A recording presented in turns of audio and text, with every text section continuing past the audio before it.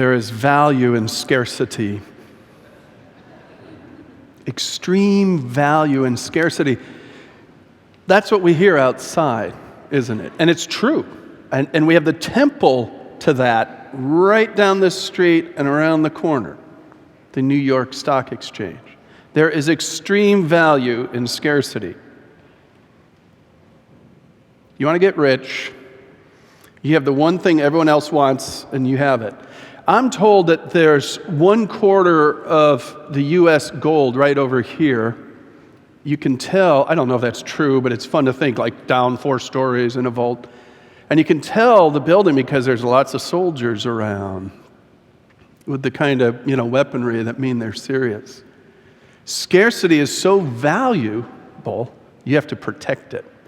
And it's the way we get rich. That's the gospel outside. The gospel inside this temple is very, very different. The gospel inside this temple is that there is value in abundance.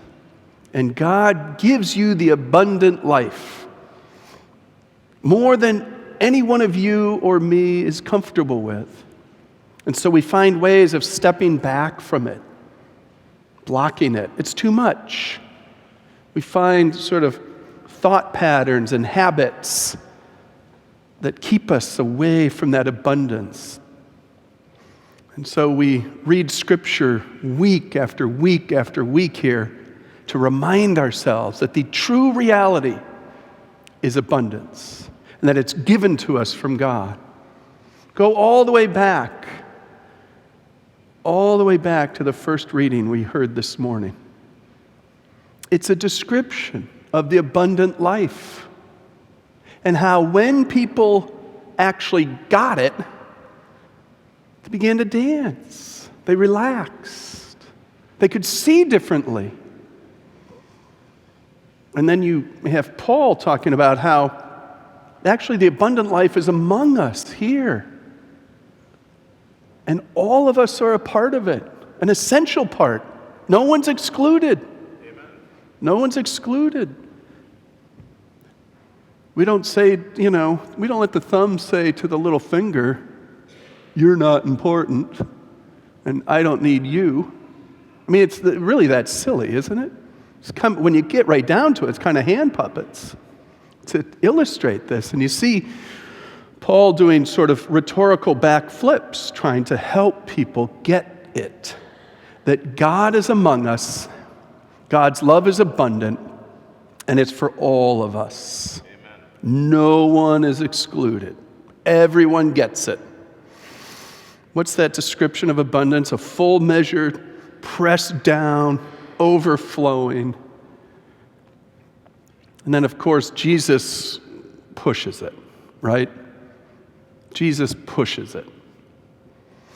So Jesus goes home to talk to his people. And home is where you get no respect, right? Kind of. Prophet is not without honor, etc. So Jesus goes to the toughest group to sing the song of abundance.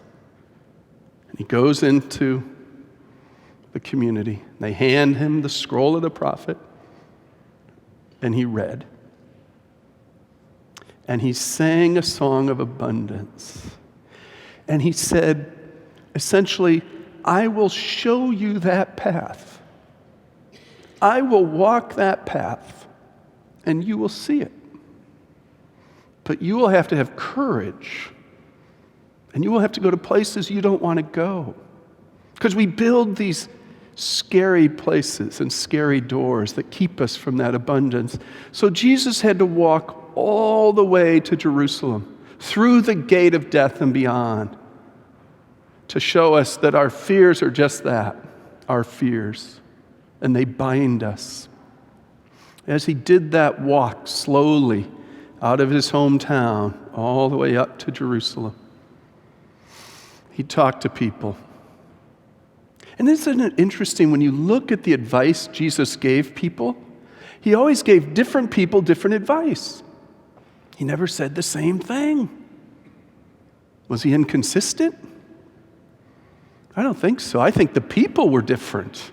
And he had the capacity to look at people and see their souls and see their dream of abundance and the way they sabotage themselves.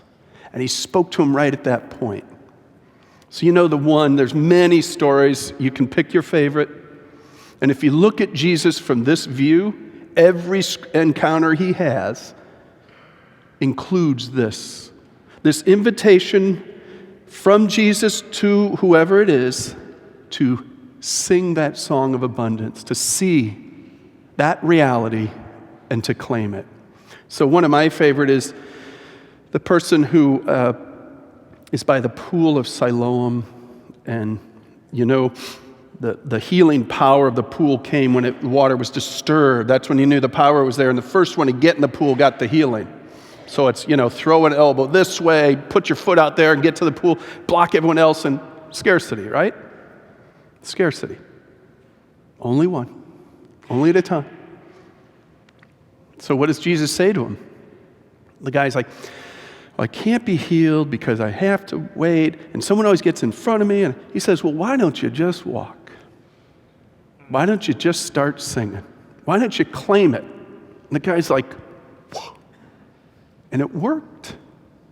It was that kind of permission giving, that kind of mirroring of the abundance that gave that fellow the ability to claim it. We can see Jesus do this every encounter he has. Sing your song. Without your song of abundance, the body's not complete. The body's not functioning. The world needs to hear your song of abundance because you sing it in a way that is unique and beautiful. Amen. And only you can sing that song. And there are people out there who need to hear it. So the scripture comes today as permission to sing the song, but also as a rebuke. So the question comes, what's holding you back? What's holding you back? We're so good at holding ourselves back. So I'm going to share a couple of ways I hold myself back. And I'm not doing it to wallow in my own misery. I can do that on my own time. Take your time. Don't say that, Mark. He just said take your time. You do not want to indulge me when I'm talking about myself, and he knows that. I'll do it, though, to challenge you to think about yourself. All of this hinges on the idea that the culture around us creates a huge impact on who we are. In fact, the French philosopher who recently died, René Girard, used to teach that it's hard to talk about him in the past tense, but he used to teach, he died about 2 months ago, that even desire is socially conditioned. Even desire is socially conditioned. And we learn what we want by imitating others. That's what he said. You do not have a unique sense of desire. You have a sense of desire that's been conditioned, and you learned it by imitating others. Imagine the little kid looking at the toys. Who's having fun? Okay, I'm going to go take that toy because it looks like fun. That's where it starts. So desire is socially conditioned, and it's that competitive scarcity with desire that leads us into conflict and into violence. That's Girard's idea. And so all of our barriers are social constructs that we struggle with. One of the primary ones is race, isn't it? Isn't that one of the ways we keep ourselves from the abundant life? Racial categories and racial thinking? I think it is. I think it's one of the ways we have done that. This past week, I'm so proud of our friends. Bob Scott's still standing. He's the one who's organized with his team the Trinity Institute, the national conference, and this year it was Listen for a Change. Listen for a change! Oh, geez, I need to listen for a change, right? You point at someone else and 3 fingers are coming back at you. So they built into the title that you want to accuse someone else, and it's hitting me also. No one's free of this. No one's free of this social conditioning called race and the way we build categories. So thank you, Bob. And thank you to your team and all who are part of that. And all of you, I see some speakers here. When I was 11, I went to summer camp, and I loved my leader. He was cool. Jim Billups was his name. Apparently, my mother would give me postcards, remember those? That already had the postage on them, and I'd write it in the address, and I would just write a note. And so most of the notes, because she saved them, were about, send food, I'm starving, literally. That's the most.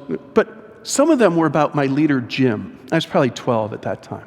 I loved Jim. I idolized him. So when my mother got there, she couldn't wait to meet Jim. And we were in a big group, kind of an activity going on. Bill, where's Jim? And I point, he's down there in the red shorts. And her friend who was with her said, he's black. And I realized, the intensity. I realized, this is different. This is important. And maybe I didn't get it right. It threw me off. Yeah, he's black. He's also wearing red shorts. We learn how to see the world racially. And we are taught that by the people closest to us and their friends. And we see when it's important. And it's hardly ever an abundant process early on. Hardly ever.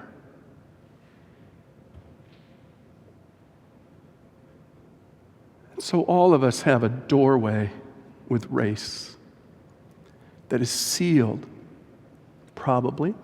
Some of you have done a lot of work. You've pulled that door open. But some of us try to keep that door closed because it's so scary.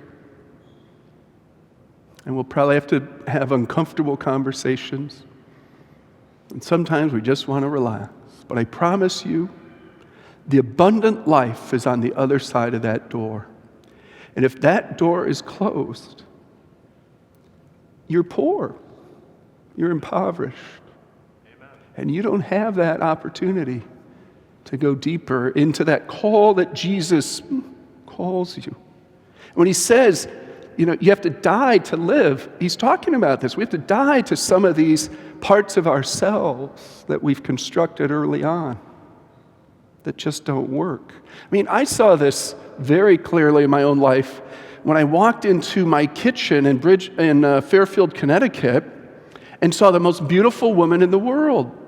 I literally was just floored and just couldn't believe it. I came home early to drive through New York to get to Baltimore. And the whole weekend in Baltimore, I just kept talking about this beautiful woman back up in Connecticut. And I was going to marry her. I didn't even know her. What's her name? I kind of forget. But I'm going to marry her. Well, a couple months ago, that beautiful woman and I celebrated our 25th wedding anniversary back in the chapel and renewed our marriage vows. She's right over there. And it was a bit of a surprise because I thought I'd marry the girl next door. I didn't think I'd marry someone from Tokyo. And do you know how strange it is to have the love of your life be between you and your racial stereotypes? And how your racial stereotypes can get between you and the love of your life? I have a lot to learn. I've had a lot to learn. And to sort of pry that door open and keep it open. And not go to those lazy habits is a daily adventure for me and for you. And that's the adventure Jesus invites you on. It's not a comfortable adventure, But the abundant life requires we go there, and that we go through those places in our own soul. There's there's a variety of these doorways. When the planes hit the tower, that horrible day, you all remember where you were, right? I was in Michigan, at my desk, rector of a parish, working on conflict generated because I had just welcomed our gay organist. Welcomed him fully into the parish, and there was a pushback. So I was on the phone, on email, and the planes hit the tower. Just a few weeks ago, we've had our Anglican communion friends try to figure out how we will be fully inclusive and sing the abundance of God's love. And there's some concern here in the Episcopal Church that we're a little too welcoming. That we actually welcome gay and lesbian people into lifelong, beautiful, monogamous, loving relationships. I really struggle to see the problem. I really do. But I didn't start there. I started in the United Church of Christ, where this was pretty well accepted. So I came into the Episcopal Church into a fight, and I'm like, what's going on? And I remember some early on finding mentors in the Episcopal Church who were great priests, and they happened to be gay. Their ministry was so clear and so obvious. Their value was so immediately seen by all who worked with them. Amen. There's no way you could be in direct relationship with Sam Portero at the University of Chicago, for example, and deny him the wholeness of who Sam is. Amen. And so sometimes it's that loving relationship that gets us past that stereotype. It's the relationship where we can be vulnerable, where we can be taught by the other that we've been taught to put down, and they can teach us. Sometimes it has to be a surprise because our filters are so strong.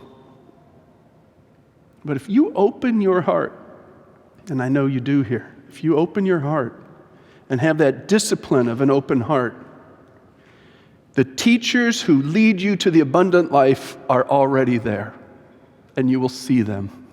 They will be different from you, just like the thumb is different from the little finger. But you need them. You need them, and they need you. And together in those loving relationships that bring us past our stereotypes and past our brokenness, together we will sing a song that's more beautiful, that speaks of God's abundance, not just here, but we can practice it here so we can go out there and sing that abundance into a world that worships scarcity. So I invite you to recommit yourselves as you come to the altar call. We have an altar call every Sunday in the Episcopal Church. It's called Communion. As you come to the altar call, to recommit yourself. I invite you to remember your teachers. Remember them and honor them. They're the ones who help you open those shut doors. And when you go back outside, maybe you'll be someone who helps others open their doors. Sing the abundant life. Sing your sacred song.